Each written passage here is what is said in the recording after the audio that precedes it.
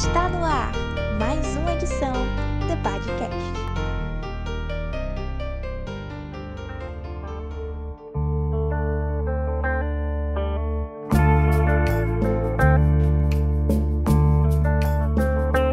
Está começando mais uma edição do The Podcast e hoje nós estamos aqui com um tema e convidados extremamente especiais. Hoje a gente vai falar sobre Jesus volta amanhã. E pra gente falar sobre a volta de Jesus, pra gente falar sobre as coisas relacionadas à escatologia, que é um tema que as pessoas têm bastante interesse, eu tô aqui compondo a mesa comigo, Tony. E aí, pessoal, a paz do Senhor, quem fala é Tony, e hoje eu só vim pra fazer pergunta, porque eu não sei de nada. E para poder dar a aula de hoje pra gente, né, porque um tema desse, com os convidados desse, é uma aula. A gente tá aqui com o pastor Alberto Góes. Paz do Senhor, povo de Deus, tudo é paz, estamos aqui juntos e na verdade estaremos aprendendo, né? Nós não vamos aqui ensiná-los, com certeza a maioria dos senhores já trazem consigo muita coisa boa e importante relacionada à escatologia e tenho certeza que será um momento muito proveitoso. E também o pastor Gideão. Paz do Senhor, meus queridos irmãos, é um prazer, de paz, de todos os nossos queridos irmãos da Assembleia de Deus, de demais denominações. É um prazer muito grande aceitar esse convite para falar de um tema tão importante que diz respeito a todas as nossas vidas e nossa motivação de estarmos na casa de Deus. Prazer, obrigado pelo convite. Hoje aqui a gente vai ter muita pergunta para fazer e hoje também a gente espera sair aqui sabendo se o presidente da França é o anticristo ou não, né? Roda a vinheta.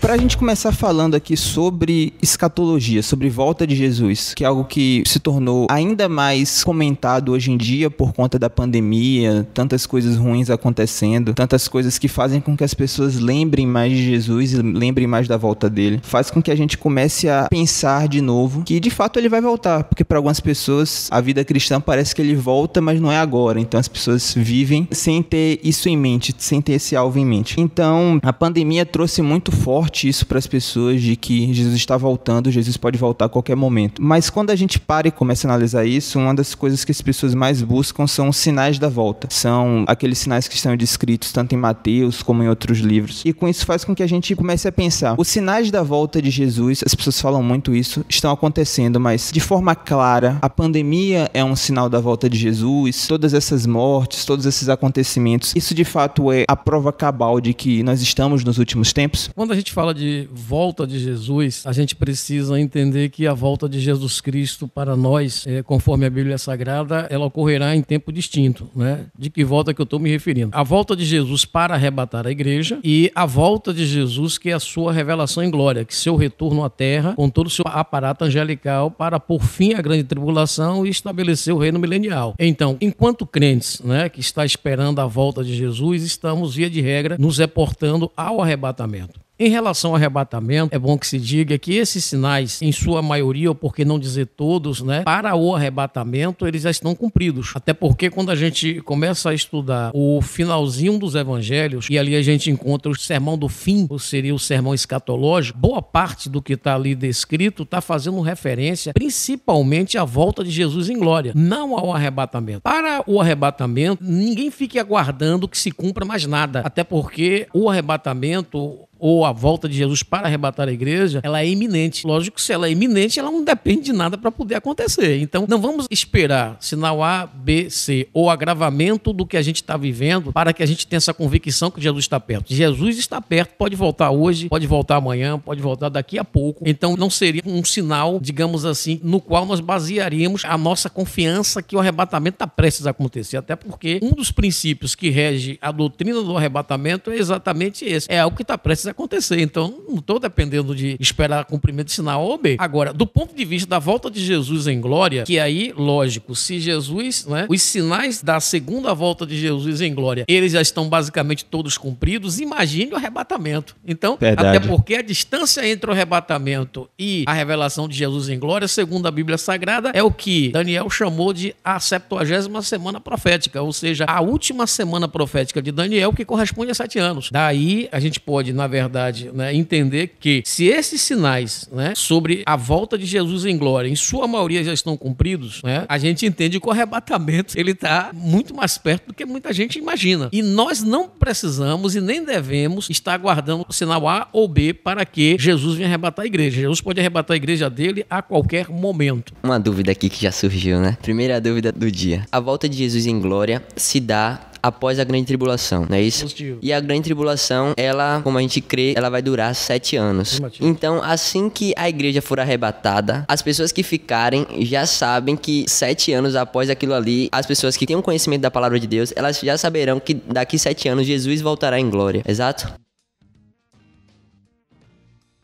Então, preciso que a gente também entenda o seguinte: o inimigo de nossas vidas, ele trabalha muito algumas questões, né? Via de regra, o discurso, né? Satanás, ele é o enganador por excelência. Então, existe uma coisa no mundo, né, que o diabo trabalha muito, que é o engano, que é uma das suas maiores armas. Ele consegue, através do discurso muito bem elaborado e de argumentações, fazer com que pessoas creiam nas mentiras dele. Aliás, a Bíblia aponta sobre isso, né? Nessa crença nas mentiras de Satanás. Então, ele monta cenários, ele produz sinais de mentira, ele distorce verdade, relativiza absolutos, né? Aliás, isso está lá posto desde o livro de Gênesis. A questão daquele diálogo entre a serpente e Eva foi exatamente o momento em que ele lançou uma dúvida sobre um absoluto de Deus e, em certo sentido, o que ele queria era relativizar essa palavra de Deus. E aí foi exatamente esse momento em que fez com que Eva e, consequentemente, Adão, né, cometesse os seus erros. Quando o diabo lançou dúvidas sobre a bondade de Deus, sobre a fidelidade de Deus e sobre a veracidade da palavra de Deus. Sim. Então, o que acontece? Quando a gente fala que o mundo todo saberá, logicamente, o mundo todo não saberá. Alguns crentes, né, que estarão na terra, serão deixados no momento do arrebatamento por motivos diversos, né, provavelmente tenham essa convicção. Alguns que serão alcançados durante a grande tribulação também terão convicção, mas o mundo estará basicamente todo ele envolvido nas mentiras do anticristo. Até porque o sumiço dos crentes da terra, isso vai ser colocado na conta de alguém. E é exatamente isso que o inimigo ele vai estar trabalhando na consciência social para que as pessoas imaginem, não é? Ou seja, não creiam em tudo isso que a Bíblia vem apontando, principalmente questões que estão no Antigo Testamento e no livro de Apocalipse. Com relação a isso, quando a gente começa a falar de milênio, de pré-tribulacionista, as pessoas têm uma confusão muito grande com a questão de terminologia. Verdade. E as pessoas se confundem muito de que, Apocalipse vai falar que Jesus vem antes da grande tribulação, vem depois. Como é que é isso? Tem alguns termos sobre dispensacionalista, essa série de coisas. Pastor Gideão, como é que a gente se encaixa? O que a gente defende? E o mais importante, o que significa cada um desses termos que às vezes as pessoas falam muito, mas não sabem exatamente o que de fato é? Existe um ponto muito importante quando a gente estuda a escatologia. Primeiro, porque sempre houve um fascínio, né, do ser humano sobre os eventos futuros. Sim. E o diabo aproveita desse fascínio para levar eles a procurar essa resposta em fontes duvidosas, fontes não confiáveis. E isso torna uma presa fácil para ele disseminar o mal, induzir as pessoas ao erro. E aí vão atrás da adivinhação, da idolatria, da feitiçaria e termina tirando o foco do ponto principal, que é a volta de Jesus. E quando a gente pensa na volta de Jesus, o mais importante é uma palavra que chama motivação. Qual é a motivação? Quando eu penso, os sinais estão se cumprindo, Jesus está voltando, qual é a motivação que eu tenho para esperar a volta de Jesus? Porque algumas pessoas desejam a volta de Jesus simplesmente como uma forma de aliviar os seus sofrimentos. Eu estou sofrendo muito, eu estou doente, eu estou desempregado, então Jesus venha logo para resolver os meus problemas. Outros imaginam que é bom Jesus voltar para aliviar o meu sofrimento, mas se ele puder aliviar o meu sofrimento e me deixar aqui mesmo mais um tempo, tá bom demais, né? Porque às vezes tem pessoas que imaginam que lá no céu você vai estar lá com anjinhos, batendo asa, tocando trombeta. As pessoas acham que o céu não tem nada para fazer, né? Não tem nada para fazer, aquela vida monótona, então não, aqui tá bem melhor, deixa eu aqui mesmo. Então tem pessoas que desejam o céu simplesmente por medo do inferno. Então acho que esse é o primeiro ponto que a gente destaca quando a gente estuda escatologia. Qual é a motivação que eu tenho para esperar a vinda de Jesus? Eu estava comentando com Tony, antes de nós começarmos esse bate-papo, a questão do desempregado, né? Quando a pessoa está desempregada, o que ela mais quer é trabalhar.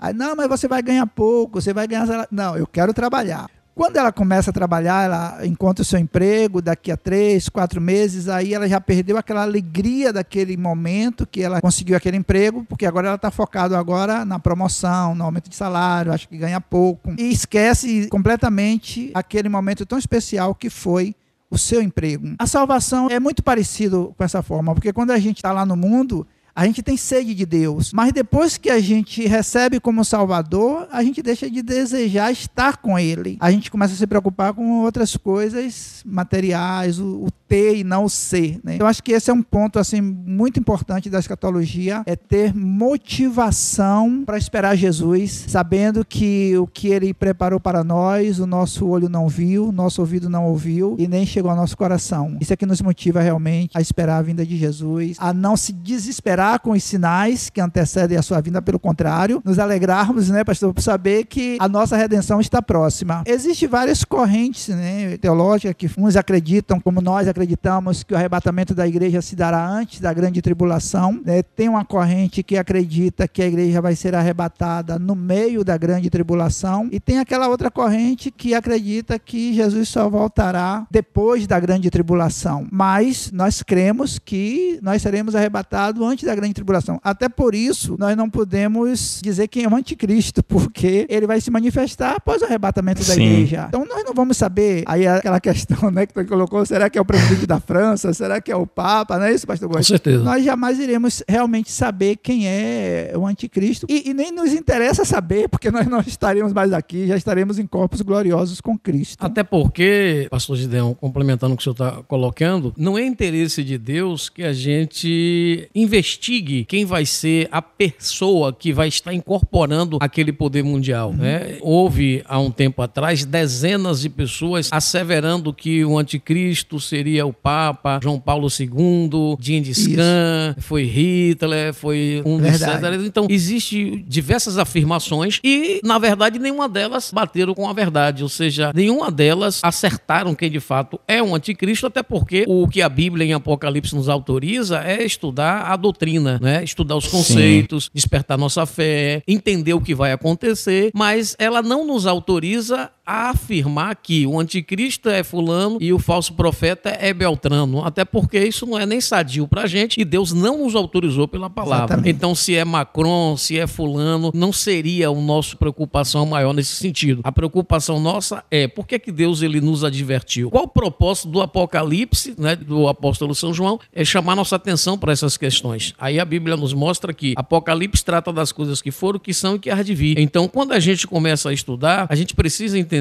que o objetivo maior é confortar os crentes. O objetivo maior é alertar os crentes sobre como eles estão vivendo. Como bem colocou o pastor Gideão, as pessoas têm motivações equivocadas, até crente, né? Tem motivação equivocada quando ele se relaciona com Deus ou quando ele fala do céu. O céu ou Jesus não é uma fuga do inferno. Isso talvez no primeiro momento sim, mas depois a gente precisa aprofundar um pouco mais essa fé, esse relacionamento com o Senhor. Eu não posso ser crente só porque eu tô com medo do inferno. Hoje, já que alguém se converteu com esse medo, que talvez seja até quase que natural, né? Ninguém quer ir para lá, normal. Claro. Ninguém quer. Mas, no entanto, a gente tem algo que nos atrai mais. O que é? Você estar com o Senhor para sempre. É Jesus enquanto nosso amigo, é Deus enquanto nosso Senhor. O fato da gente estar com Ele, e Paulo coloca isso lá na primeira epístola aos Tessalonicenses, capítulo 4, já no finalzinho lá, onde ele está falando sobre o arrebatamento, a partir do versículo 13, tem uma parte que ele diz assim: e assim estaremos com o Senhor para sempre. Então a tônica nisso aí é estar com o Senhor. Lógico que se eu estou com o Senhor, não vou estar no inferno. Se eu estou com o Senhor, não vou morrer. Se eu estou com o Senhor, não vou sofrer, percebeu? Então estar com o Senhor e a presença do Senhor é muito mais importante do que qualquer outra coisa que nos faça temer aqui na terra enquanto estivermos aqui. Quanto à questão das terminologias, é interessante porque ao falar de escatologia, nós assembleanos principalmente, a gente precisa se situar aonde nós estamos. Em que, digamos assim, categorias de perspectivas escatológicas os assembleanos eles se afiliam? Lógico, o pastor Gideão colocou muito bem. Nós somos em primeira mão como é que a gente enxerga as profecias, né? Acreditamos que a maioria das profecias se cumpriram? Essa é uma visão preterista. Não,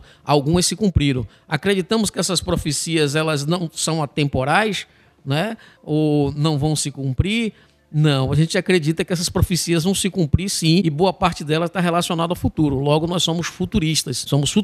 Acreditamos nas dispensações, no cumprimento das dispensações, somos dispensacionalistas. Acreditamos que o arrebatamento ocorrerá antes da grande tribulação, logo somos pré-tribulacionista, não meso e nem pós. Embora a corrente do pós-tribulacionismo esteja crescendo, né, nós, principalmente a maioria das igrejas evangélicas, ou boa parte dela, acredita que Cristo voltará antes da grande tribulação. E aqui eu explico por quê. Se a gente for estudar a profecia bíblica, a gente vai perceber que os tempos proféticos, geralmente, eles não se intercruzam, eles não se sobrepõem. Aí a gente vai observar o quê? Vamos pegar um exemplo do Antigo Testamento, né? O Senhor fez homem, a mulher, pronto. Aí aquela geração que saiu do Éden se corrompeu a ponto de a Bíblia dizer que o Senhor não iria permitir mais a continuidade daquela geração. Extraiu o que havia de melhor, claro que aquele que pôde crer que foi Noé e sua família, e aí ele virou a página daquela história. Ele simplesmente veio o dilúvio e a partir de Noé e sua família, ele iniciou a nova geração na Terra. Pronto, então esse tempo passou. Em seguida, nós temos aí uma ocorrência lá no livro de Gênesis com a cidade de Sodoma e Gomorra. A cidade, ela foi a um nível de pecado que o Senhor disse, não tem condição mais de permanecer, desistir isso aqui, vou colocar um fim. Antes, o que foi que o Senhor fez? O Senhor enviou uma providência para retirar, né, daquela terra alguém que não merecia ser destruído ou julgado com aquele povo, que a Bíblia chama de o justo Ló. Então os anjos foram lá, estaram com ele, conseguiram extrair Ló da cidade, em seguida veio o juízo sobre aquelas duas cidades. Mais à frente nós temos alguns outros episódios na Bíblia Sagrada que a gente percebe que o Senhor, ele sempre tem esse cuidado de fazer essa extração. Quando Cristo veio à terra, Jesus se manifestou a partir dos 30 anos, segundo que, né, a história, segundo todas essas informações que nós temos na Bíblia e extra-bíblica. Então o que acontece? Havia na terra uma autoridade espiritual, que era, a Bíblia chama de a última representação dos profetas do Antigo Testamento, que foi João, né? A Bíblia classifica o próprio João como profeta. Só que quando Jesus ele é batizado,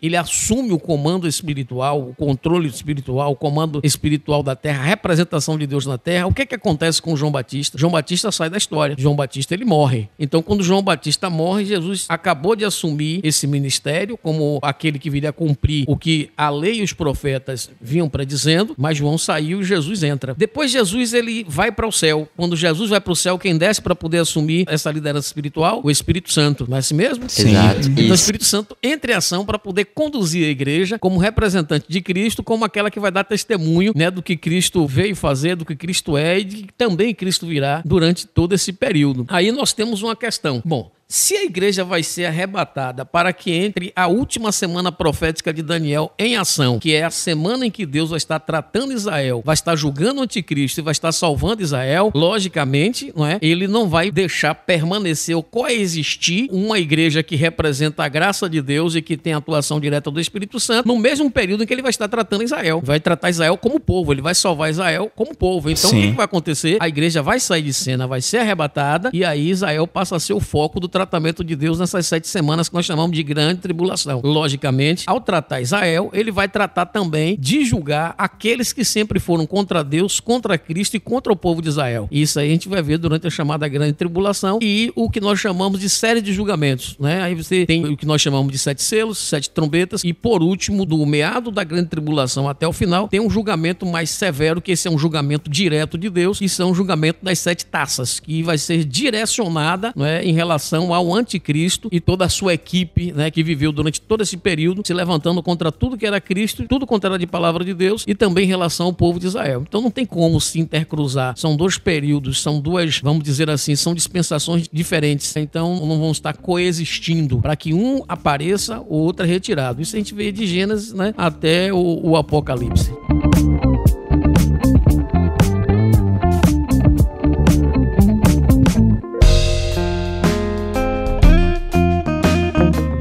Até por conta do fato de que o mundo tem se tornado cada vez mais mal, as pessoas têm recebido de forma mais natural a ideia de que a grande tribulação vai acontecer com a igreja aqui, porque as coisas vão ficando tão ruins que as pessoas acabam aceitando de que o pior elas vão passar também, sendo que elas não conhecem ainda o que é o pior da grande tribulação, e a pandemia mostra muito que quando o Senhor aperta um pouquinho o povo, como as pessoas já começam a reclamar, já começam a dizer, meu Deus, o mundo vai acabar agora, vai acabar agora. Interessante é que Jesus usa um termo, pastor Gideon, nos evangelhos que ele chama de princípio de dores, né? Na verdade, estão vivendo um princípio de dores. Exato. Nós não temos noção do que vai acontecer na grande tribulação. O peso de julgamento que vai ser. Hoje a gente está preocupado com os efeitos dessa pandemia. Detalhe, já houve determinadas pandemias em séculos passados, né, que matou muito mais, ou coisa bem próxima do que está matando hoje. Mas pense você que é 1/3 da terra ser destruído, né, em um determinado momento. 1/3 da terra hoje estaremos falando provavelmente acima de 2 bilhões de pessoas num evento de pouco tempo, porque a grande tribulação compreende 7 anos, então a gente percebe que em pouco tempo, porque dentro desses 7 anos, os 3 primeiros, né, vai ser mais, primeiro vamos dizer assim, de introdução, um pouco mais aliviado, mas da metade em diante a coisa vai se acirrar. Então, em pouco tempo, só nenhum evento de julgamento, hoje nós temos uma média de que um pouco mais de 7 bilhões de habitantes no mundo. Imagine aí, de uma só vez, de um só julgamento, digamos que mais de 2 bilhões de pessoas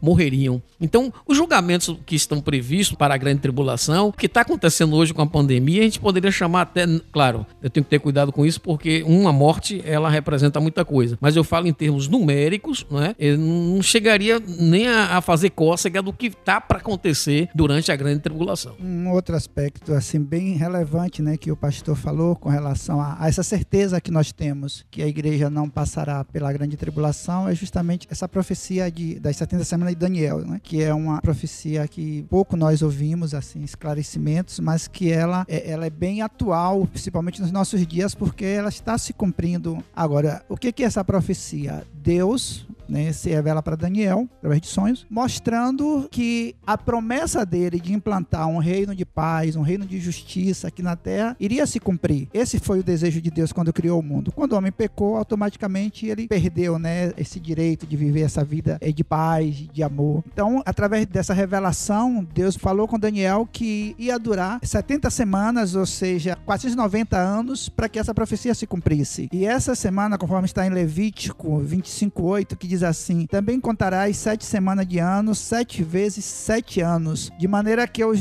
dias das 7 semanas de anos te serão 49 anos. Então, cada semana corresponde a 7 anos. Então, 70 semanas, 490 anos. E essa profecia ela foi dividida em 3 etapas. A primeira etapa foi da saída, né, da ordem do rei Artaxerxes, né, para restaurar Jerusalém, até quando eles conseguiram restaurar a cidade. E exatamente a profecia se cumpriu, levando 49 anos. O segundo grupo dessa profecia também se cumpriu, que foi da restauração até o Cristo, e durou exatamente 434 anos, ou seja, 62 semanas. Então aí já foi 463 anos se passaram a partir do início dessa profecia. E aí ficou pendente só a última semana, que corresponde exatamente a 7 anos. Só que quando Jesus foi retirado, né, quando Jesus morreu, esse relógio que está contando o tempo, ele parou, não é isso, pastor? Isso. Que é justamente quando entra a dispensação da graça. É o tempo que Deus está dando para as pessoas conhecerem a sua palavra, se arrependerem. Quando a igreja for arrebatado, aí exatamente o relógio volta a correr para contar essa última semana, que é os 7 anos da grande tribulação, para então Jesus voltar com a sua igreja, com os santos, como está lá no livro de Judas, né? Também no livro de Zacarias. Jesus voltará com os santos para a implantação do milênio. E aí nós estaremos reinando com Cristo no milênio, agora desfrutando desse reino de amor, de paz, mas só que agora nós, em corpos gloriosos, né? Como reis e sacerdotes de Deus. Não é isso, pastor? Estou correto? Com certeza.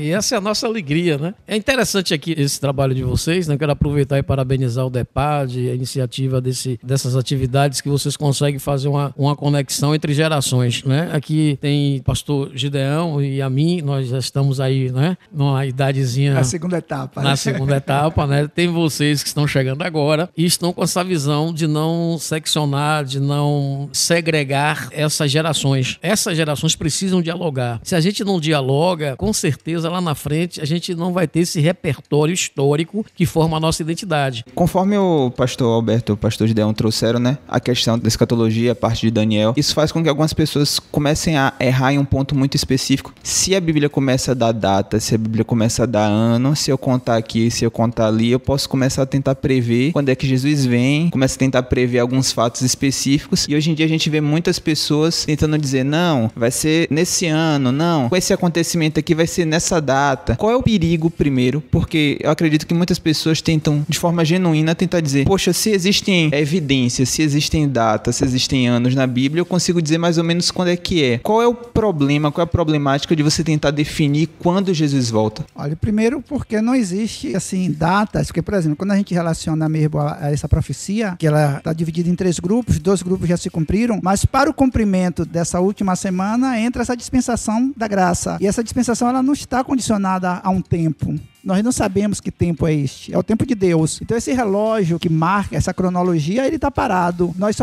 Nós não, quem ficar, só vai poder contar esses 7 anos, né, pastor, depois que a igreja for arrebatada. Então isso mostra que realmente nós não temos nenhuma condição de prever a hora que Jesus vai voltar. Até mesmo porque o nosso tempo não é o mesmo tempo de Deus, né? Nós podemos estar esperando Jesus voltar para daqui a 10 anos, a 5 anos, e Jesus pode dizer, não, vocês não vão chegar até meio-dia, eu volto para buscar vocês. Verdade. E isso, em certo sentido, eu acredito que é preciso que a gente entenda que a Bíblia Sagrada, ela é absoluta. Se Deus, ele ocultou alguma coisa de nós, é porque efetivamente nós não temos estrutura, e isso com certeza não nos edificaria. Quando alguém questionou algumas coisas do Senhor, Jesus falou que aquele dia e hora ninguém saberia, somente o Pai. Logicamente, ali ele estava falando, né, utilizando a sua prerrogativa de 100% homem. Isso. Ele, digamos assim, ele não atuou, né, com a sua divindade naquele momento para poder afirmar alguma coisa, enquanto aqui na Terra ele estava vivendo também como o perfeito homem e o perfeito Deus. Então, a data pra gente, muita gente termina, desculpa a redundância aí, né, termina cometendo alguns erros, e esses erros foram cometidos por algumas igrejas evangélicas, eu não vou citar o nome aqui, mas que marcaram a volta de Jesus, né, com muita convicção, né, com muitas informações, baseado em datas de festa do calendário de Israel, né, baseado em uma série de situações, e todas elas falharam. Então, assim, eu acho que o que Cristo quer que a gente viva é essa expectativa da bendita esperança todos os dias, entende? E não a gente simplesmente ter uma data fixa da volta dele, porque se hoje, do jeito que a gente está vivendo, boa parte do povo de Deus está acomodado, tem muita gente acomodada, muita gente, e eu fico imaginando, se a gente soubesse que o Senhor viria daqui a tanto tempo, né? Como a gente estaria do ponto de vista do evangelismo, das missões mundiais, das outras ações? Como seria isso? Então, se Deus não nos permitiu saber o dia e a hora, é porque isso com certeza não nos edificaria. Ou seja, isso não seria bom pra gente. Então, a volta de Jesus, ela segue alguns princípios. Um deles é o princípio da iminência. Cristo pode voltar a qualquer momento. Então, não adianta eu querer prefixar a data. Agora, o que ele nos deixou atento é os sinais dos tempos, da proximidade da sua vinda. E isso a gente já está cansado de saber, que não tem nenhum impedimento para que Jesus volte hoje ou volte amanhã, né? A volta dele é iminente. Outra coisa, quando Deus trata em termos de tempo, a gente precisa entender que Deus está em outra dimensão temporal. Nós estamos sobre algumas leis da física. Uma delas, a lei temporal. Nós temos tempo para tudo, nós somos organizados dentro de um determinado tempo, de uma determinada estrutura do ano. Aí vem uma série de conceitos em relação a isso. No entanto, Deus, quando ele lida com algumas coisas, ele lida na sua perspectiva divina. E na perspectiva divina, Deus está em eternidade. Passado, presente e futuro para Deus, ele consegue ver de uma única perspectiva. Verdade. A gente é que classifica, não é? Porque somos limitados também. Por sermos limitados e estarmos sujeitos às leis que o Senhor deixou para governar o mundo, é que nós temos passado, presente e futuro. Deus está na eternidade. E eternidade, você não tem como ficar classificando, né, o que foi, daqui a quanto tempo. E a Bíblia diz isso, né? Um dia para o Senhor é como 1000 anos.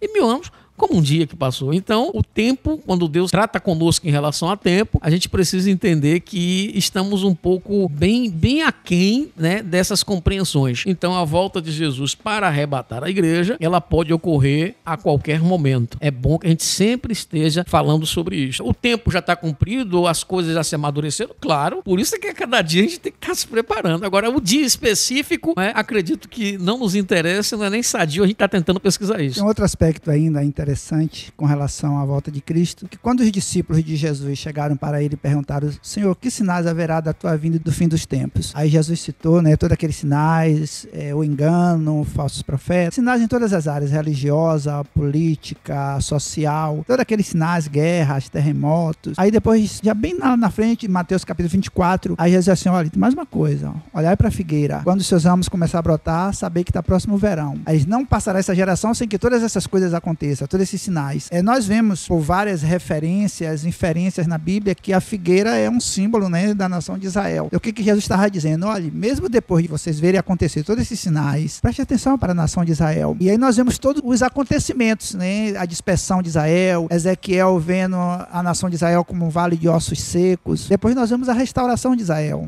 18 de maio, né, de 1948, Israel volta a ser nação e a figueira realmente ela começa a brotar. Nós vemos hoje, eu estava assistindo ontem um vídeo sobre a nação de Israel, eu fiquei assim, bem impactante. E a nação de Israel que é menor do que o estado de Sergipe, né, que é o menor estado brasileiro. Sim.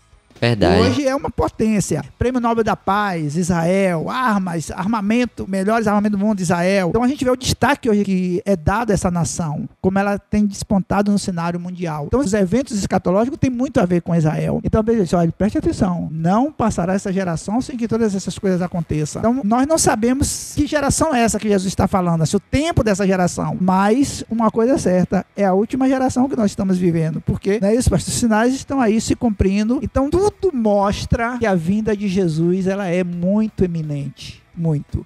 Por todos esses sinais e principalmente esse último que Jesus fez questão de dar ênfase, né? Está aqui em Mateus 24, versículo 32. Esse é um alerta muito grande para mostrar como a vinda de Jesus está muito Amém. próxima. O pastor citou 1 Tessalonicenses, né? Quando o apóstolo Paulo fala acerca da vinda de Jesus, aí no final ele diz assim: portanto, consolai-vos uns aos outros com essas palavras. Quando alguém está triste, a palavra de consolo é esta: Jesus está voltando. Hoje a gente fala sobre escatologia, sobre a volta de Jesus, eu acredito que de uma forma mais aprimorada em relação ao que acontecia há muito tempo atrás, né? Quando ia se tratar sobre a volta de Jesus, a forma, o método que alguns companheiros nossos utilizavam era exatamente o de, em certo sentido, causar um certo terror. Tanto é que tem pessoas que até hoje fogem de fazer um estudo no livro de Apocalipse porque acha que o livro de Apocalipse é uma caricatura do que, em dado momento, o João, né, desenha o quadro da besta, né? Sim. O livro do Apocalipse é revelação, é uma bênção que o Senhor deixou pra gente. Aliás, ele já começa fazendo a promessa: bem-aventurados os que leem e os que ouvem, né, e os que vivem. A profecia desse livro já começa com uma promessa. Então, assim, e termina também com promessa. É um dos livros mais fascinantes, né, o livro de Apocalipse. Então, estudar, meditar, refletir, palestrar sobre Apocalipse nessa perspectiva de que, ao invés de causar terror à igreja e medo à igreja quanto à volta de Jesus, a perspectiva é o contrário. Paulo aborda lá, como nós acabamos de citar, primeira epístola de Paulo aos Tessalonicenses, capítulo 4, Paulo usa o arrebatamento não para causar terror, mas exatamente para poder trazer esperança para uma igreja. Naquele momento histórico, algumas igrejas estavam sob a perseguição direta do Império Romano. Era crentes morrendo, crentes perseguindo. Então Paulo disse: não quero, porém, irmãos, que sejais ignorantes acerca dos que já dormem, porque se cremos que Jesus morreu e ressuscitou, cremos que também, né, os que morreram com ele trará, Então, na verdade, a mensagem ou a doutrina sobre a volta de Jesus, ela não é para causar medo ou para distanciar as pessoas. Pelo contrário, é para reavivar a alegria, a fé e a esperança, porque a motivação maior de você servir a Deus hoje, para quem já conhece Jesus, é estar com Jesus, é estar frente a frente com Ele. Inclusive as promessas bíblicas, se a gente observar desde o primeiro momento em que Cristo abre o Sermão do Monte, ali no capítulo 5 de Mateus, ele diz uma coisa interessante: bem-aventurado os limpos de coração. Por quê? Porque eles verão a Deus. Essa questão de ver a Deus, aí João ratifica isso, né? E Paulo também. Paulo diz: assim como eu sou conhecido, né, eu verei, nós o veremos. Então Jesus disse: olha, segui a paz com todos e a santificação, sem a qual ninguém verá o Senhor. Essa esperança, essa promessa de um dia a gente estar com o Senhor frente a frente, em essência, não em símbolos, não como hoje estamos vendo pela fé e por esperança. Como que um espelho. Porque o homem não pode ver Deus em essência nessa estrutura que ele está. Foi o que o Senhor falou uma vez com Moisés: homem nenhum me verá e viverá. Porque a nossa estrutura física, a nossa composição estrutural, ela não consegue estar diante de um ser tão poderoso e glorioso como Deus. Verdade. Mas um dia, assim que a igreja for arrebatada, que recebeu um novo corpo, um corpo de glória, e acessar a presença do Pai, o veremos em essência. Essa é a maior esperança da igreja, é de estar com Ele, viver com Ele, muito mais do que qualquer outra coisa que alguém possa ter aqui nessa terra. Não tem nem como comparar essas questões, né?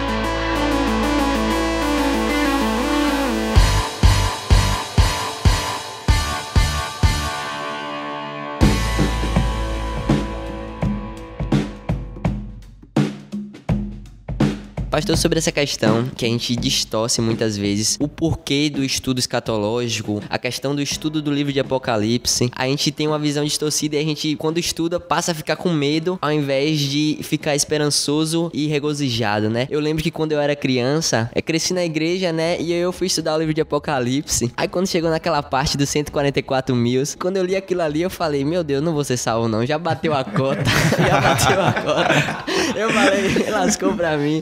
Porque eu lendo ali, uma criança lendo, eu leigo, achei que era só 144 mil que iam ser salvos. E aqui já fica a pergunta, quem são os 144 mil? Não sei se vai fugir um pouco do que a gente tá falando agora, mas é importante a gente entender que o estudo escatológico é, na verdade, pra gente ficar esperançoso e alegre com as coisas que nos aguardam, porque é pra isso que serve, né? Pra gente analisar a gente, como a gente tem vivido e como a gente tem vivido perante a eternidade. O 144, para muita gente, ainda é uma grande incógnita. Existe determinado ramo, né, de uma determinada igreja dita evangélica, que esses 144 mil são os fiéis da igreja, né? Inclusive até se preparam para enfrentar essa grande tribulação. Outras seitas entendem que só 144 mil será salvo no mundo. Então é a gente subestimar o poder salvador de Jesus, né? Acho muita pobreza de Jesus vir morrer na cruz para salvar apenas 144 mil pessoas. Isso não tem nenhuma sustentação, nem pela lógica, né? E nem pela doutrina bíblica. Então, existe uma variedade muito grande de entendimento sobre quem são esses 144 mil. Dentro da nossa perspectiva, nós somos, como já disse, futuristas, dispensacionalista, pré-tribulacionista,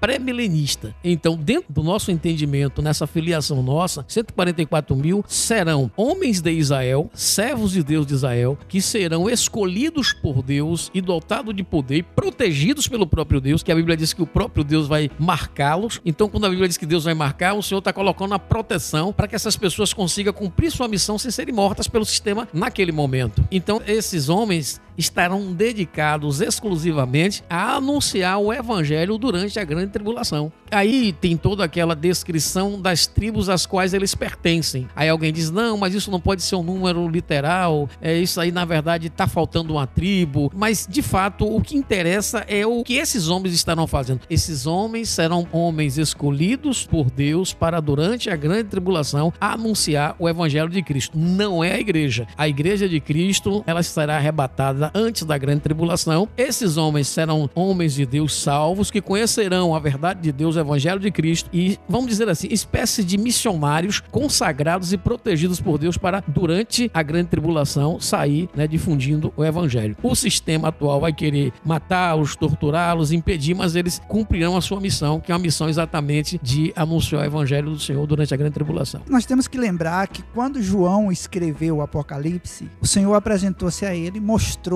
os eventos futuros e disse, o que vê, escreve. E João tinha que escrever com a linguagem da sua época. Imagine João vendo um navio submarino emergindo do mar. Isso há 2000 anos atrás. Verdade, é. Que linguagem João ia usar? Imagine João vendo mísseis intercontinentais varando o céu de um continente a outro. Talvez, na visão dele, fosse as estrelas que estão caindo do céu. Não estou dizendo que é isso.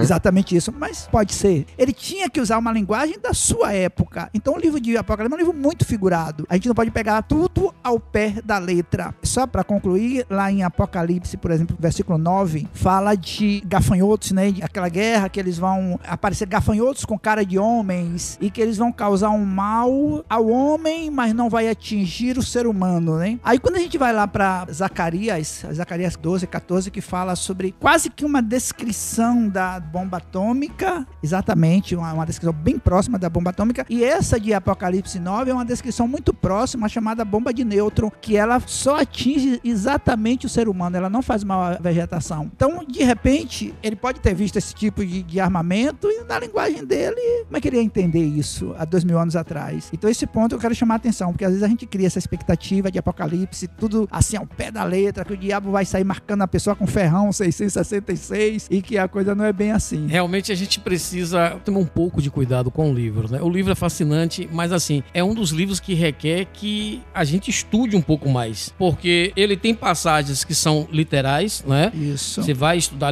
literal e outras que são simbólicas. Graças a Deus, a maioria dos aspectos simbólicos de Apocalipse, eles são, na verdade, explicados dentro do contexto do próprio Apocalipse. Então, tem algumas coisas que as pessoas colocam, né? E de repente traz tanta informação, digamos assim, traz tanta coisa que foge o propósito daquele texto, daquela afirmação apocalíptica. Ou seja, besta que sobe do mar, besta que sobe da terra. O João estava utilizando a linguagem, primeiro, ele precisava se comunicar com os santos daquela época e com aquelas igrejas, sem que o Império Romano, na verdade, pudesse identificar algumas algumas coisas. Então ele já tinha que utilizar uma linguagem um tanto diferente, para que aquelas pessoas que não conhecessem a Cristo e a verdade não iriam compreender. O outro fato é quando João traz realidades da eternidade para a terra. Ele precisa utilizar uma linguagem o mais próxima da nossa. Então, ele precisaria utilizar uma linguagem que fizesse uma espécie de comparação. Eu digo que é uma linguagem, digamos assim, uma linguagem aproximada. Eu pego lá alguma coisa no céu que eu não consigo entender exatamente o que é e comparo com a coisa de mais cara e mais nobre que tem aqui. Porque o povo que está aqui, ele não vai ter essa compreensão exata do que está na eternidade. Estamos em desnível de realidades. Estamos em desnível de, vamos dizer assim, de dimensões. Existe uma dimensão, existe uma realidade que transcende a nossa e que esse domínio nós não temos por enquanto. E aí João vai falar pra gente cheio de limites. A nossa cabeça, ela é um pouco limitada. Então, de vez em quando eu falo para alguns alunos, eu digo, não adianta você querer explicar o céu ou entender o céu apenas com a cabeça da terra. Por quê? Porque nós temos um universo simbólico que ele é limitado. Então, coisas que João via e ele, vou fazer o quê? Como é que eu vou trazer isso para se o povo não conhece? Aliás, o próprio Paulo disse, eu vi coisas que para mim é inefáveis. Ou seja, Paulo disse assim, eu não tenho capacidade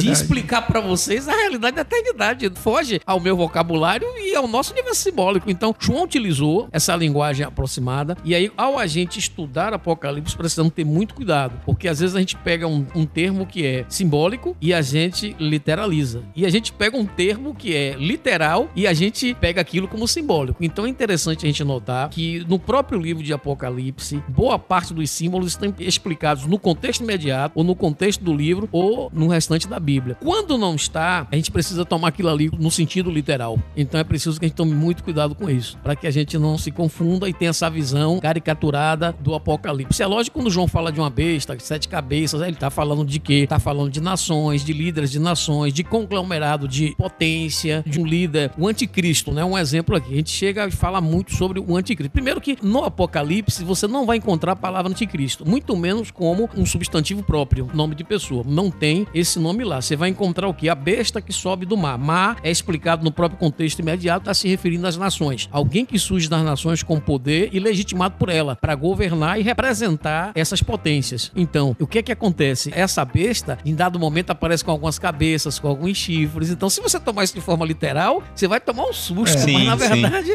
se você for estudar texto e o contexto sagrado, você vai entender que ali ele está falando de líderes de nações, está falando de união de potências mundiais, está falando de impérios em algum momento, entende? Está falando de líderes políticos e em algum momento também líder religioso que vai estar formando uma espécie de uma trindade satânica na grande tribulação, o dragão, o anticristo ou a antiga serpente ou a besta que sobe do mar, juntamente com a besta que sobe da terra, que seria o falso profeta. Então, essa tríade, vamos dizer assim, é uma imitação da trindade. O dragão imitando o pai, o anticristo imitando o filho e o falso profeta imitando o Espírito Santo. É interessante a gente entender como o diabo inveja Deus. A gana do inimigo é ser Deus. Aliás, a Bíblia diz que ele vai se assentar no trono, querendo receber adoração, como que se Deus fosse. Então, ele sempre quer fazer isso. A outra coisa que a gente precisa tomar cuidado, eu falei sobre a questão do anticristo, né? Esse termo você vai encontrar lá em João, na Epístola de João, se referindo ao espírito do anticristo que está entre nós, inclusive está lá com letra minúscula, e foi convencionado chamar a primeira besta, que é que sobe do mar, de anticristo. Esse anticristo é o líder político que vai estar governando o mundo, que vai ascender após o arrebatamento da igreja para dominar durante a grande tribulação. O nome dele não está, mas o conceito existe. Como também na Bíblia você não vai encontrar a palavra trindade, mas você encontra o conceito de trindade. Então não é o fato de não estar o nome de anticristo que essa figura de anticristo não vai existir. Existe, está claro. Está lá o conceito, tá os aspectos e o perfil dele está lá. Então essa figura vai existir, com certeza. E aí, uma outra coisa que de vez em quando as pessoas perguntam é sobre o anticristo já está entre nós, ele já está trabalhando. Se o anticristo, ao mesmo tempo que ele tenta imitar a Cristo, ele em natureza é contra Cristo. Não vamos pensar que é só alguém que vai ser contra. Não, ele vai tentar, digamos assim, ganhar a confiança das pessoas e a credibilidade de muitos fiéis, tentando se passar pelo próprio Cristo. Até porque esse acordo que ele vai fazer com Israel, esse acordo de paz, ele vai precisar provar alguma coisa para Israel. Depois vai ser desmascarado, né? Aí começa, a partir dos 3 anos e meio em diante, começa toda essa batalha contra Israel, porque Israel vai reconhecer que ele não é o Cristo, e aí vai começar essas guerras até o final, que é a chamada Guerra do Armagedon.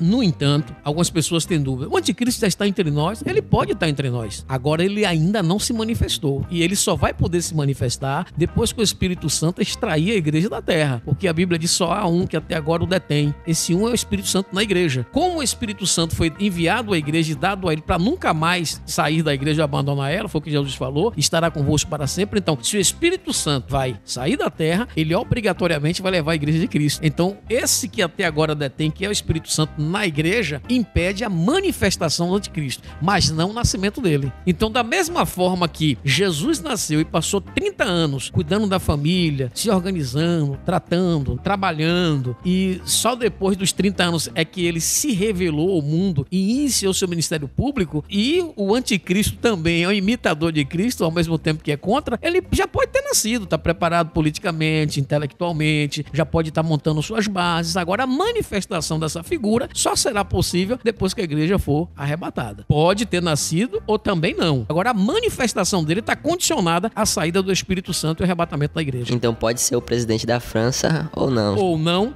Pode ser outra pessoa que ainda não se revelou como uma grande liderança. Verdade. Então é por isso que a gente não pode estar tentando personificar. Dizer que o anticristo é fulano, que o falso profeta é Beltrano. Até porque afirmativas desse tipo, há muito tempo atrás, todas elas falharam. Então a gente não pode ficar caindo no descrédito. E além de cair no descrédito, a gente pode estar falando uma coisa que não é a vontade de Deus que a gente esteja querendo rotular alguém com esse nome. No entanto, está atento a todas as suas bases, a sua formação, que já está aí no mundo. O liberalismo, na verdade, principalmente o liberalismo teológico, as bases do anticristo a gente percebe que já estão se enraizando. Agora, a manifestação dele, a assunção dele na terra, a gente sabe que está condicionada à saída da igreja da terra através do Espírito Santo. Eu tenho mais uma dúvida que surgiu agora. Então, esses homens vão anunciar o evangelho durante a grande tribulação, não é isso? E como o Espírito Santo, como o senhor falou, vai ser retirado do mundo durante esse período, há possibilidade de conversão durante a grande tribulação? Interessante o seu questionamento. Primeiro que o Espírito Santo, a gente não pode esquecer que o Espírito Santo ele é uma divindade. Verdade. Ele é tão Deus quanto o Pai quanto o Espírito Santo. Quando a gente fala que o Espírito Santo ele vai sair da terra levando a igreja, estamos falando do Espírito Santo em plenitude.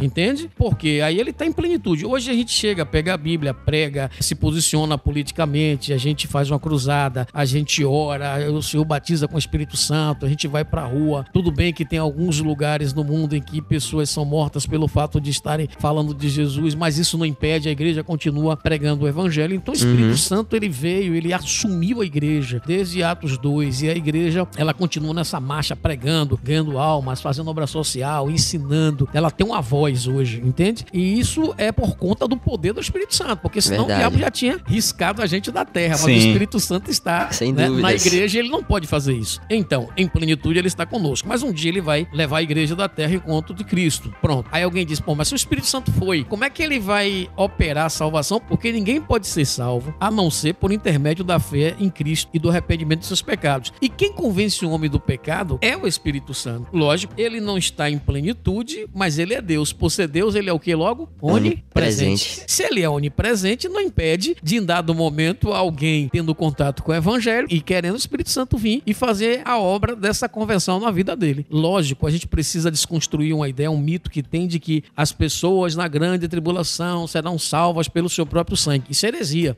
Não existe alguém ser salvo pelo próprio sangue. O único sangue que habilita alguém a ser purificado dos seus pecados, lavado dos seus pecados perante o Senhor, é o sangue de Jesus Cristo. Só e somente só, mas nenhum. Na grande tribulação, o volume de pessoas salvos, em comparado ao da plenitude, será bem pequeno. Então, o que vai acontecer? No Antigo Testamento tinha pessoas que eram salvas através da fé ou até através da sua confiança em Deus, como o exemplo do próprio Abraão, que a Bíblia diz que ele foi justificado através de sua fé. O Espírito Santo operava no Antigo Testamento? Sim, o Espírito Santo operava no Antigo Testamento de uma forma esporádica. Inclusive tem uma passagem no Antigo Testamento interessante que a gente utiliza, em certo sentido, até de forma equivocada. Quando Elias fazia aqueles milagres, ele tinha um auxiliar que era o Eliseu, e quando Elias entendeu e Deus o fez saber que ele sairia da terra, e Eliseu compartilhou, ou melhor, Elias compartilhou isso com Eliseu, Eliseu recebeu uma proposta da parte de Elias. Elias disse para Eliseu, olha, peça o que você quiser, porque certamente eu sairei daqui,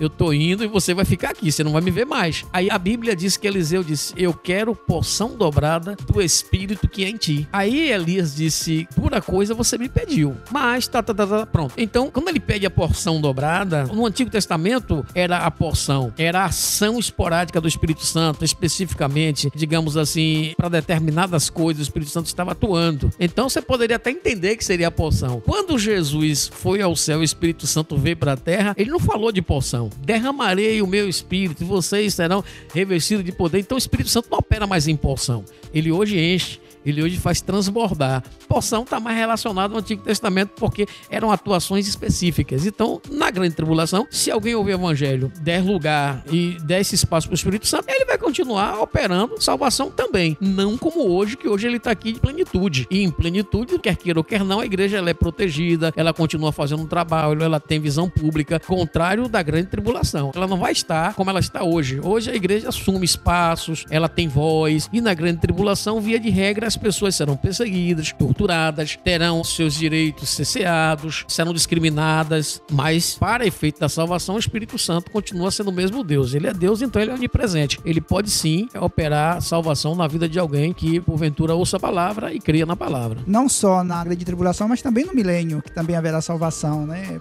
Apocalipse 7 deixa bem claro. O 9 diz assim, depois dessas coisas olhei e vi uma grande multidão que ninguém podia contar, de todas as nações, tribos, povos e línguas que estavam em pé diante do trono e perante o Cordeiro, trajando compridas vestes brancas e com palma nas mãos. Clamavam com grande voz, salvação ao nosso Deus, que está sentado no trono, e ao Cordeiro. Todos os anjos estavam em pé ao redor do trono e dos anciões e dos 4 seres viventes, e prostraram-se diante do trono sobre seus rostos e adoraram a Deus, dizendo, amém, louvor e glória, e sabedoria e ações de graça e honra e poder e força ao nosso Deus para todo sempre, amém. Então um dos anciões me perguntou, estes que estão vestidos de branco, quem são eles e de onde vieram? Respondi-lhe, Senhor, tu sabes. Disse-me ele, estes são os que vieram da grande tribulação e a lavaram as suas vestes e as branquearam no sangue do Cordeiro. Glória a Deus. Então, como o pastor falou, toda a salvação, desde Adão, é através de Jesus. A Bíblia diz lá em 1 Timóteo, capítulo 2, que há um só mediador entre Deus e os homens, Jesus Cristo, homem. Então, ninguém é salvo realmente, a não ser através de Jesus Cristo. Então, realmente não existe essa questão de dizer salvou com seu próprio sangue. Agora, isso assim, não existe. o que pode acontecer na grande tribulação? E eu acredito que vai acontecer. É a pessoa salva, em decorrência de sua fé em Cristo e do seu testemunho de salvo, ele pode ter o seu sangue derramado, mas não é o sangue dele derramado em consequência de sua fé que vai salvá-lo. O que salva é a fé em Cristo, numa atuação do Espírito Santo do ponto de vista do arrependimento do homem. O não negar Jesus pode levar ele a derramar o seu sangue, mas não é a causa da sua salvação. A causa da salvação sempre vai ser Cristo. O sangue que Cristo derramou e o sacrifício de Jesus, ele foi até o eterno passado e ele vai até a eternidade. Então ele abrange tanto passado, quanto presente, quanto futuro, né? Por isso que lá em Hebreus a Bíblia chama de sangue eterno. Isso. Ele tem validade tanto para o eterno passado como para o futuro.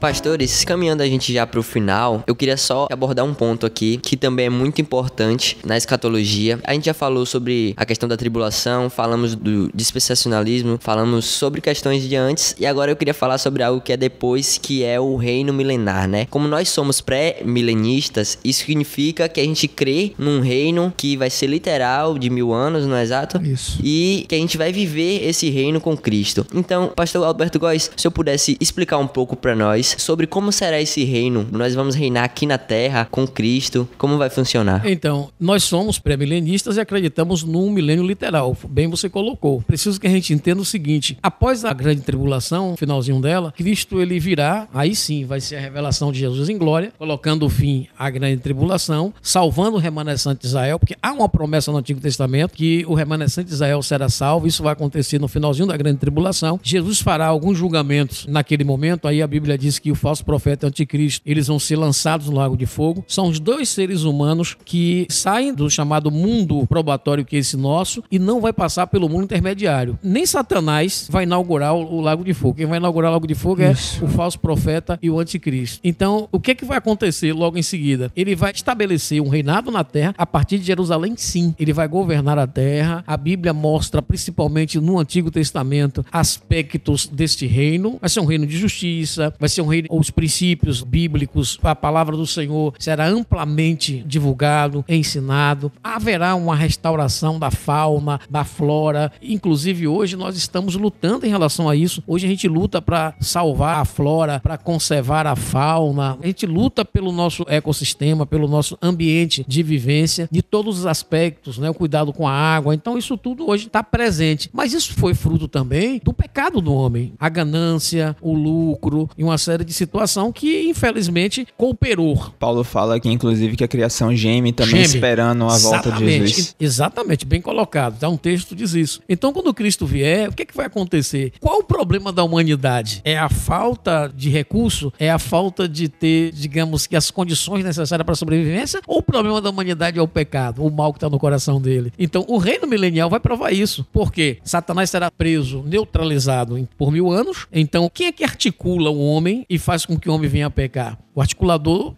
do mal é Satanás. O pecado, ele só passa a ter efeito sobre um ser humano quando ele dá legalidade, quando ele pratica o pecado. E quem faz esse elo é Satanás. Satanás será neutralizado, correto? Então, a prática da iniquidade será reduzida. Se a prática da iniquidade será reduzida e você tem um maior governante, que é Cristo, que é o governante perfeito, o que vai acontecer com o nosso ecossistema, com o nosso ambiente, com a nossa fauna, a nossa flora, com os nossos recursos todos? Com certeza serão muito abençoados. Então, o reino milenial será um reino de governo perfeito. Quem vai estar governando é Jesus Cristo durante 1000 anos. Então, o que vai acontecer? Não se esqueça que no final do milênio, Satanás será solto, porque a soltura de Satanás vai provar aqueles que nasceram durante o milênio e que não foram testados ainda, do ponto de vista da sua escolha. A escolha de Cristo e de Deus, ou de viver praticando as suas próprias vontades ou o seu egoísmo. Então, no final do milênio, Satanás será solto e a Bíblia diz que ele vai correr nações e vai enganar muita gente, mesmo depois de passar pelo milênio, de um governo perfeito, justo, excelente qualidade de vida, muita gente ainda, por ter o mal no seu coração, ainda vai seguir a Satanás. Com relação à salvação, né, do milênio, as pessoas têm dúvida nessa questão. Assim, imaginemos que Jesus volte hoje. Nós subiremos com Cristo, vamos estar participando da primeiro tribunal de Cristo, depois boda do Cordeiro. O tribunal de Cristo vai receber a nossa recompensa, nosso galardão. Boda do Cordeiro, 7 anos com Cristo, desfrutando dessa grande festa que ele preparou para nós. Aqui na Terra vai estar passando pela grande tribulação, 7 anos. Isso. Nesse período, muitas pessoas vão morrer, outras não. Vão receber o sinal da besta e vão continuar vivendo. 7 anos se finda, Jesus volta com os santos para implantar o milênio. Exato. Então vai ter muitas pessoas vivas que vai entrar no milênio. Só que essas pessoas estão no sinal da besta, para essa não tem mais salvação. Mas vai nascer uma nova geração durante esse período do milênio, que é a vida normal. A vida segue. Só que agora, vida prolongada, a longevidade, né, volta, as pessoas voltam a viver como lá no início. A Bíblia diz que o pecador de 100 anos, o mancebo de 100 anos será amaldiçoado. Quer dizer, uma pessoa com 100 anos é uma criança ainda, é um jovem. Mas vai nascer essa nova geração onde Satanás estará preso,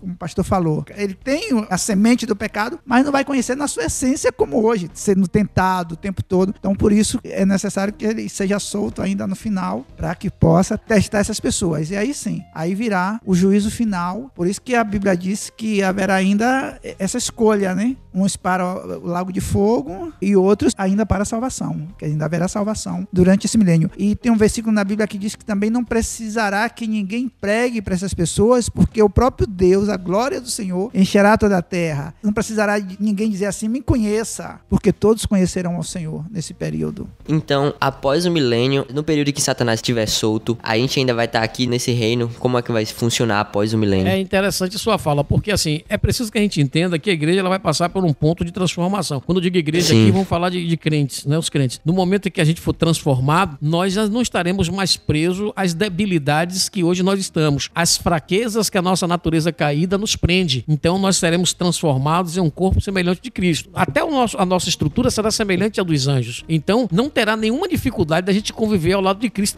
Na Bíblia diz que a igreja é a noiva de Cristo. E vai ter um casamento, isso é analogia, mas é um casamento, ou seja, uma aliança e uma ligação com Cristo eternamente. Então essa ligação vai ocorrer após o arrebatamento. Então, onde Cristo estiver, Paulo disse, e assim estaremos para sempre com ele. Não tem nenhuma dificuldade, porque se alguém disser, como é que a igreja vai estar com Cristo aqui na terra, vendo mal? Lembre-se que se Cristo pode, a igreja também pode, porque nós teremos um corpo semelhante a ele, e Jesus, depois que ele ressuscitou, ele interagiu com os que estavam nessa dimensão aqui. Interagiu como? Ele conversou, ele até comeu, mas ele não comeu pela necessidade da alimentação. Nós nos alimentamos para essa alimentação gerar energia, o nosso corpo sobreviver e ter energia suficiente para poder andar. Né? Então a função do nosso comer não é só o paladar ou de você comer uma coisa que você gosta. É uma necessidade do seu corpo para gerar energia. Não é isso? Jesus, ao comer, depois dele ter ressuscitado, ter aparecido para os discípulos na praia, não foi porque Jesus necessitava da comida. Jesus comeu para se identificar. Então, Jesus pôde fazer isso já depois de ter ressuscitado. A igreja, com certeza, poderá também estar ao lado de Cristo sem nenhuma dificuldade, trabalhando e reinando com Cristo.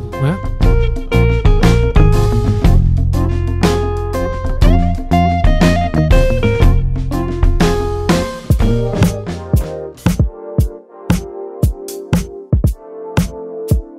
É interessante porque se a gente fizer uma analogia com o período do reino adâmico, naquele momento logo após a queda, observamos que tinham pessoas que viviam Metusalém viveu quase 1000 anos. Então, por quê? Naquele momento que Metusalém, né, e outros viveram próximo de 1000 anos antes do Senhor reduzir a vida do ser humano, é porque o pecado ainda não tinha se alastrado de forma tão grande como é hoje, como foi logo depois de Lameque. Então, as pessoas viviam muitos anos. Efetivamente, o problema do homem não adianta. Você vai ter várias respostas quando você pergunta o que é a miséria, as diferenças sociais, a maldade no coração do homem. Aí os sociólogos vão querer atribuir isso à questão de como o Estado trata o seu povo. Porque não tem moradia, é porque não tem educação, é porque não tem um tratamento assim, é porque... E aí tenta, na verdade, projetar essa culpa sempre em uma questão material. Mas o problema da humanidade maior e que gera as outras mazelas é o pecado e o mal que está no coração dele. É por isso que o mundo que nós vivemos, né, os chamados estados, do ponto de vista da escatologia, nós temos o estado probatório, que é aquele que o homem nasce, do momento que ele nasce até o momento que ele morre. Estado probatório é quando, na verdade, ele tem a oportunidade de fazer a sua escolha de que ele quer servir e que caminho ele quer seguir. Se é o caminho estreito, se é Cristo, se é o mundo. O chamado estado intermediário, que é logo após a morte, a retirada desse período probatório, e aí você tem o que? Você tem para os crentes, né, o que nós chamamos de paraíso, o seio de Abraão, que é onde todos os crentes têm nome escrito no livro da vida fica. Para o pecador, o estado intermediário dele quando ele parte sem Cristo é o inferno, e para os anjos caídos a Bíblia aponta o chamado poço do abismo, onde estão neutralizados os piores demônios, e existe que alguns deles serão liberados para atuar de forma temporária na grande tribulação. Então, estado probatório é o estado de existência que nós estamos aqui agora. É o período que a gente tem a capacidade e condição de escolher o caminho que a gente quer seguir. Estado probatório. Estado intermediário para os crentes, o seio de Abraão, né? Ou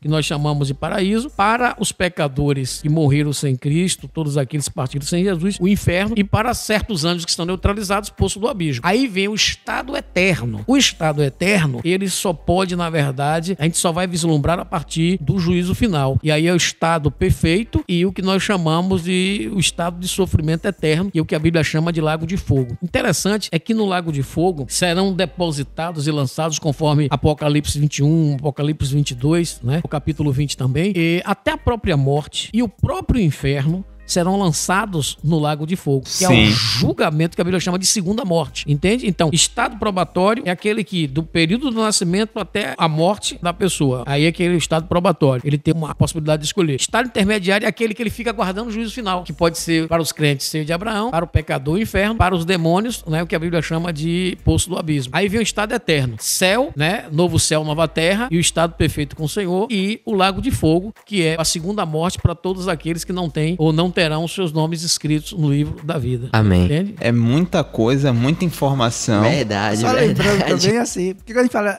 inferno, né? Aí às vezes as pessoas dizem assim, fulano morreu, foi pro inferno. Mas esse inferno, Lago de Fogo, como o pastor falou, hoje ele não está habitado. Não está habitado. Sim. Ele vai inaugurar a besta e o falso profeta. Isso. Então ninguém tá no inferno, Lago de Fogo. Perfeito. Até mesmo porque Deus não manda ninguém semelhante a uma pessoa que comete um crime, ele vai primeiro pra casa de detenção, esperar o julgamento, né? Pra depois ir pra penitenciária se ele for julgado. Então a mesma coisa, a pessoa que morreu sem Cristo, ele está lá no Hades, não deixa de ser um lugar de tormento, porque ele sabe o peso da condenação. Tem o exemplo do rico, e quando ele morreu, ele foi, em algumas bíblias traz a palavra inferno, mas você pode olhar que tem um asterisco, e no rodapé tem lá Hades, o Seol, né, lugar dos mortos.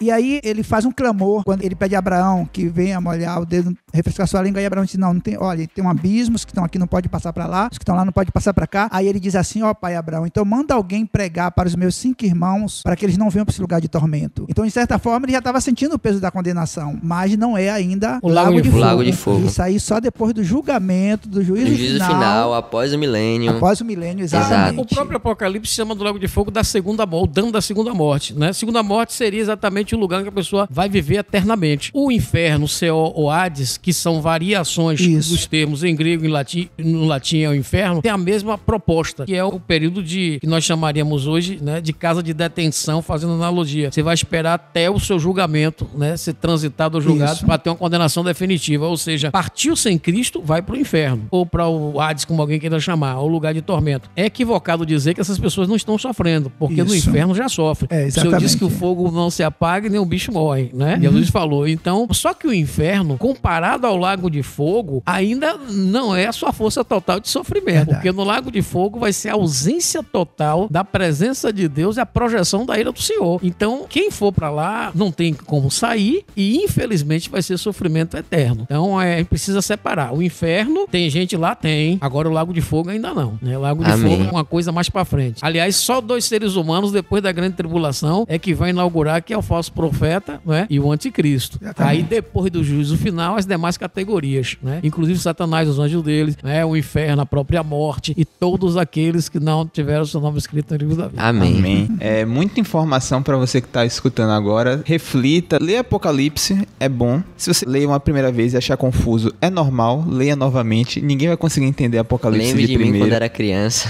Exatamente. Mas o mais importante é, continue aprendendo, continue estudando, continue buscando. Se você tentar entender de uma primeira vez e não conseguir, não tem problema, continue tentando entender. O que é mais importante na vida cristã é justamente a constância. A gente não vai conseguir tudo da primeira vez, a gente precisa continuar tentando. E o mais importante é, lembre-se de que tudo isso tem um propósito final. O propósito final não é a gente entender a descrição, não é entender o processo. A importância final é entender que nós devemos estar com Cristo, que Ele nos ama, que Ele cuida de nós e que no final tudo isso é para que nós possamos habitar juntamente com Ele novamente, que é aquilo que a gente perdeu lá quando Adão e Eva pecaram. Agradeço a participação do pastor Alberto, pastor Gideão. É um assunto em que, com certeza, um programa só não extingue e provável que tenha criado muitas dúvidas em você que está escutando. Se quiser mandar alguma pergunta pra gente, pra que a gente possa passar para os pastores e a gente responder depois, fique à vontade, o Instagram do DEPAD está aí para isso. Nós teremos outros programas para explicar mais coisas, só se a gente pegar os 3 últimos capítulos de Apocalipse, que fala lá da cidade, da Nova Jerusalém. Aquilo dá um programa só e a gente vai continuar aprendendo, continuar buscando, que é isso que é o mais importante. Considerações finais? Eu quero agradecer, né? Mas antes disso eu gostaria também de deixar um lembrete, uma observação, que ao você estudar, ao buscar, procure ter um pouco de cuidado, porque hoje nas mídias sociais existem muitas pessoas falando sobre escatologia, inclusive tem um que é muito famoso, né? Só que ele basicamente não acredita no arrebatamento e acha que vai ter salvação, mas é até porque a filiação religiosa dele é de uma igreja evangélica que não crê, né, naquilo que nós cremos, mas é muito famoso. Então, ao estudar ou for buscar informações sobre isso, procure daqueles pastores que você sabe que tem uma bagagem, que já tem uma certa tradição, né, o mais próxima possível daquilo que a nossa igreja ela ensina, que ela crê, os livros bons que estão aí da própria CPAD, né? Então é bom a gente tomar esse cuidado, né? Não ficar tudo que a gente vê e a gente começar a assistir e achar que é a 8ª maravilha do mundo e descobrir uma roda. Isso é muito perigoso. Escatologia é um assunto bom, precisa ser estudado, mas a gente precisa saber que tipo de fonte ou em que fonte nós estamos bebendo. Isso é fundamental. Mas Deus abençoe a todos, né? Agradeço ao meu parceiro aqui, o pastor Gideão, por ter nos ajudado nesse momento. Aliás, ele foi muito mais, não só ajudou, como também terminou nos ensinando muito. A toda a equipe do DEPAD, Deus abençoe vocês, estamos juntos. Eu aceitei o convite justamente por saber que ia estar ao lado do mestre em escatologia, então me senti mais tranquilo. A alegria nas pernas foi menor.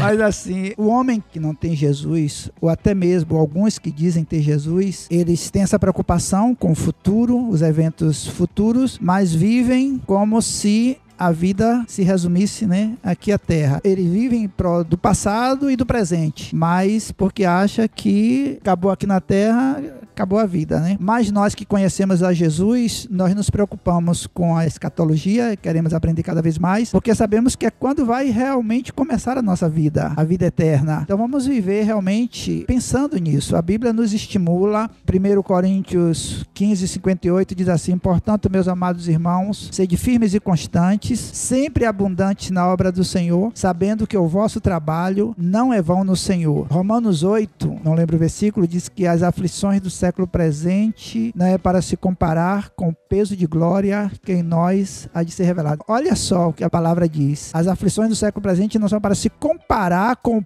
peso de glória que em nós há de ser revelado. Então, o que Deus tem preparado para nós são coisas grandiosas e é isso que deve estimular a nossa vida de serviço ao Senhor, de amor ao próximo, de dedicação, porque o que vale é realmente o que nós fazemos para Deus. Que Deus continue abençoando o DEPAD. Foi um prazer muito grande estar com vocês e precisando, vai ser sempre um prazer estar aqui aprendendo mais de Jesus. Deus abençoe a todos. Pessoal, quero agradecer aos nossos pastores que nos deram a honra de estar aqui hoje aprendendo. Agradecer a cada um de vocês que escutaram até aqui e escute os nossos outros podcasts que já saíram, se você não escutou ainda, e compartilhe esse podcast com um amigo seu que você acredita que possa abençoar também a vida dele. E aí eu agradeço aqui a minha participação, muito obrigado, Deus abençoe a cada um, amém. Não se esqueçam que toda sexta-feira a gente tem Culto Teen. Fiquem ligados nas redes sociais do DEPAD, Instagram, YouTube, fiquem ligados nos próximos episódios que vão sair e, como o Tony falou, compartilhe com um amigo, leve essa palavra, que é algo que gera muitas dúvidas nas pessoas hoje em dia. Então ajude a propagar essa mensagem. Muito obrigado.